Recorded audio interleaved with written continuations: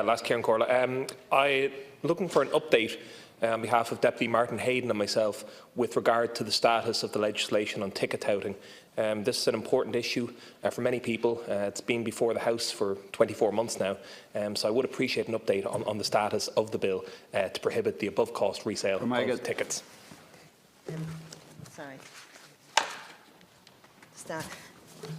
Thank you. I have a question here from Peter Burke, and then I have one from Noel. So will I take the two of them?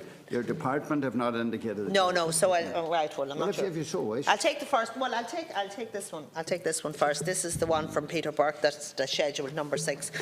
It's on the same issue or similar.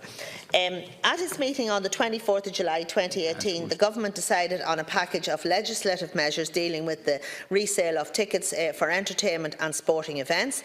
In order to implement these measures, the government agreed that it would support and amend the prohibition of above-cost ticket touting bill introduced in January 2017 by Deputy Noel Rock and Deputy Stephen Donnelly, and would take the second and subsequent stages of the bill in government time. The proposed legislation would ban the resale of tickets above their face value in designated venues with a capacity of 1,000 or over. The use of bot software to purchase tickets in excess of the number permitted by event organisers would also be prohibited. In addition, the legislation will give effect to the commitment given to UEFA to ban the unauthorised transfer and use of tickets for matches and official events taking place in Ireland during the Euro 2020 Championship.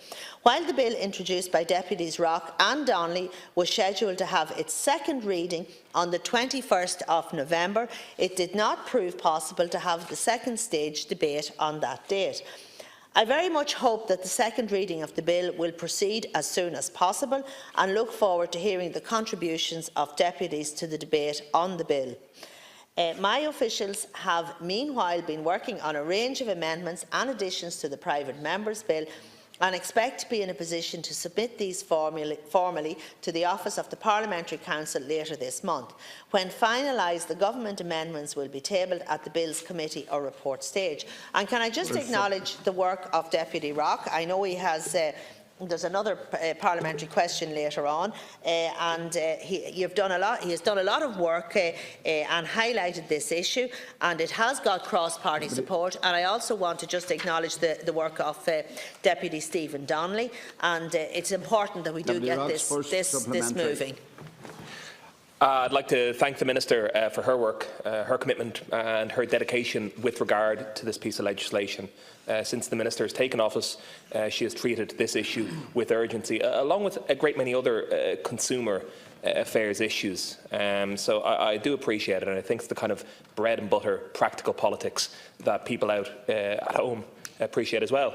With regard to things like Euro 2020, for example, I think the Minister would appreciate that we are increasingly under a little bit of time pressure, given that commitment was undertaken to have this legislation in place by the time those tickets go on sale. The draw for those games took place right here in Dublin only a few short days ago, and the games start in a few short weeks. So in terms of those tickets going on sale, we do need to get going, I suppose. I believe that the government have worked hard with regard to this. I look forward to the amendments, but I suppose from our perspective we would like to see action as soon as possible, and I'm conscious that the Minister and the Department have been trying to push that action with a debate scheduled for the 21st of November, and I sincerely hope the Minister can undertake to commit to having a debate as soon as possible after we come back in the new year. I appreciate, Deputy, that you do want to get this bill enacted as soon as possible, and we have seen recent problems again around the Ireland-New Zealand rugby match and the Spice Girls concert next year, and tickets are being sold for multiple values online, and that's not right and it's not fair on genuine fans. And I want to assure the Deputy that I will get this bill enacted as quickly as possible. As I have said, my officials are working with the drafters on the necessary amendments and additions to the bill, and we expect to be in a position to submit these amendments formally to the Office of the Parliamentary Council later this month. Second stage of the bill was scheduled for the 21st of November, but unfortunately it fell off the schedule due to a debate on the Brexit withdrawal agreement. There's limited time available between now and Christmas, but certainly I want to have second stage as soon as possible so we can get the bill moving, and it would be my intention to bring forward the relevant amendments at committee or report stage. So I'd certainly be very hopeful that we can get this bill substantially progressed and enacted within the next session. And sometimes, you know, it's not always within my control in terms of Dáil time and scheduling, but certainly that would be my aim. And I look forward to the cooperation of everybody in the House, because at the end of the day, what we want to make sure... There's a lot of interest, and I use my discretion to have a short supplementary, first of all, from Deputy O'Dea and then Deputy Quinlivan. Thank you, Cahirlock. Well, we all support the principle of the bill. I mean, it has cross-party support. But that being said, can the Minister confirm if she recently received legal opinion to the effect that there were very serious constitutional difficulties with the bill as proposed? And what weight does she intend to give that advice? Deputy Quinlivan. Minister, to be honest, more time has elapsed with nothing being done on the ticket touting issue. I understand that. The bill I introduced to the Dáil to tackle the issue is now stuck in another limbo, waiting for a money message this time. Now, I look forward to your amendments and what you're going to bring forward, and obviously we'll make our decision on whether we support it or not. Hopefully it will be one we can support, because we genuinely all want to deal with this issue. And it seems that every single week the issue is costing consumers dearly, with electric picnic tickets, the issue this week. I believe you are really ignoring the issue of ticket touting, and you're actively blocking solutions that we've brought forward, putting up barriers in front of the bill we introduced. Could you explain to your consumers, many of them young people on tight budgets, why they will continue to be ripped off for concert and match tickets for a foreseeable future? And one specific question I want to ask is, has UEFA asked for an update on the promise given by the government to legislate for this in advance of the Euro 2020 games?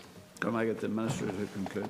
Okay, thank you. Just to address Deputy O'Dea's issue, I understand a letter from Mr Edward Parkinson of GoGo containing a detailed legal opinion from Senior Counsel was sent to me as Minister on the 21st of November. The legal opinion was sent to my department's legal advisers, who are seconded to my department from the Office of the Attorney-General, for their opinion on the 28th of November, and this is normal practice when such legal opinions are submitted. The examination of the legal opinion is in progress, and I expect I will be briefed by my officials once that process is complete. Just to speak to Deputy Quinlivan, I know we all want to get the same result here, but we're trying to do it in a way that maximises the impact of the legislation. Deputy Quinlivan provides for a prohibition on the sale of tickets at a price of greater than 10% above face value for events for which more than 300 tickets have been offered for sale.